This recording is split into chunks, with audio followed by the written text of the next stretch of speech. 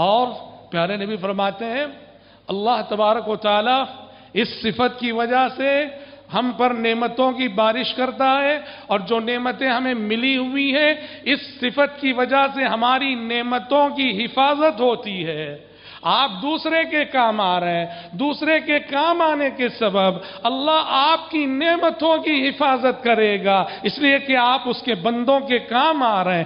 آپ کی تجارت میں نقصان نہیں ہوگا، آپ کا مال برباد نہ ہوگا، آپ کا اثر و رسوخ باقی رہے گا۔ جو نعمتیں آپ کو ملی ہوئی ہیں اللہ اس لیے باقی رکھے گا کہ آپ ان نعمتوں کو لے کے اس کے بندوں پہ احسان کر رہے ہیں، اس کے بندوں کو نواز رہے ہیں۔ طبرانی کی حدیث ہے، امام البانی نے اس کو بھی حسن قرار دیا ہے۔ پیارے نبی فرماتے ہیں ان للہ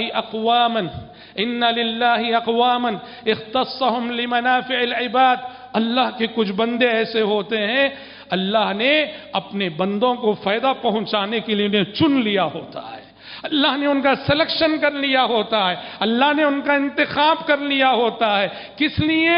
لمنافع العباد، تاکہ اس بندے کے ذریعے سے وہ اس کے دوسرے بندوں کو فائدہ پہنچائے۔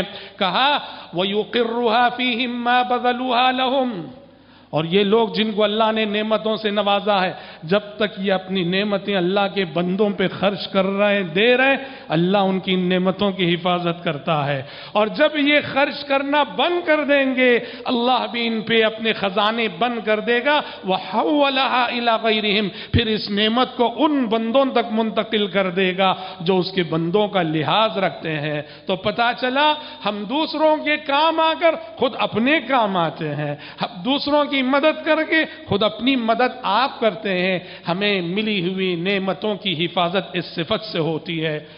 جب ہم صبح کرتے ہیں، پیارے نبی کی حدیث ہے، مشہور حدیث ہے، جب بھی صبح ہوتی ہے ہر صبح ہر مسلمان پر 360 صدقے واجب ہوتے ہیں۔ یہ جو سر سے پیر تک ہمارا جو جسم ہے اس میں اللہ نے 360 جوڑ رکھے ہیں، اور ان 360 جوڑوں کے بدلے 360 صدقے واجب ہوتے ہیں ہر صبح ہر مسلمان پر۔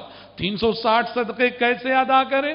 پیارے نبی صلی اللہ علیہ وسلم نے یہ 360 صدقے ادا کرنے کی جو سبیلیں اور راہیں بتائیں، ان میں سے ایک راستہ یہ بھی وَيُعِينُ ذَا الْحَاجَةِ الْمَلْهُوفِ وَيُعِينُ ذَا الْحَاجَةِ الْمَلْهُوفِ۔ دیکھو اللہ کے بندوں میں ڈھونڈو، تلاش کرو کون ضرورت مند ہے، کون حاجت مند ہے، کون پریشان حال ہے، ڈھونڈ ڈھونڈ کر اس کے پریشان حال بندوں کی مدد کرو، تمہارے یہ 360 صدقے ادا ہو جائیں گے۔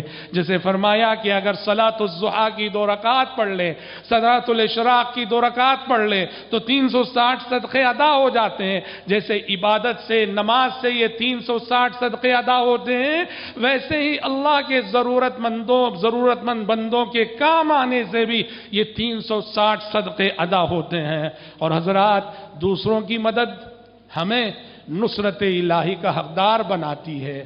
آپ نے کسی یتیم کا ہاتھ بڑھایا، آپ نے کسی بھوکے کو کھلایا، آپ کسی بیوہ کے ہمدرد بن گئے، آپ نے کسی مصیبت زدہ انسان کو مصیبت سے نکالنے میں مدد کر دی، یہ دوسروں کی مدد کر کے آپ اللہ کی مدد کے مستحق ٹھہر گئے۔ جب آپ نے دوسروں کی مدد کی اللہ کی نصرت کے دروازے آپ پہ کھل گئے، اللہ کی رحمت کے دروازے آپ پہ کھل گئے۔ اس لیے کہ اللہ کا قانون کیا ہے جانتے ہیں؟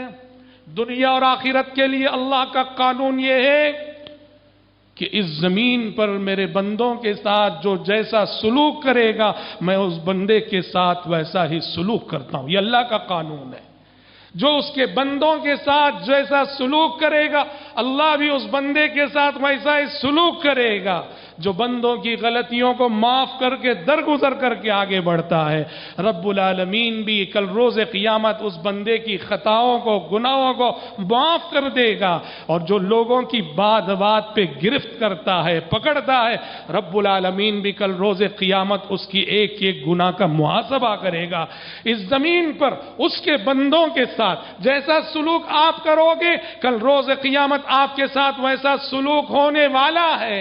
اسی لیے کہا جو اس کے بندوں کے لیے مددگار ہوتا ہے، تعاون کا جذبہ رکھتا ہے، ہمدرد ہوتا ہے، رب العالمین کی مدد اس بندے کے شامل حال ہوتی ہے۔ چنانچہ پیارے نبی نے فرمایا، مشہور حدیث ہے،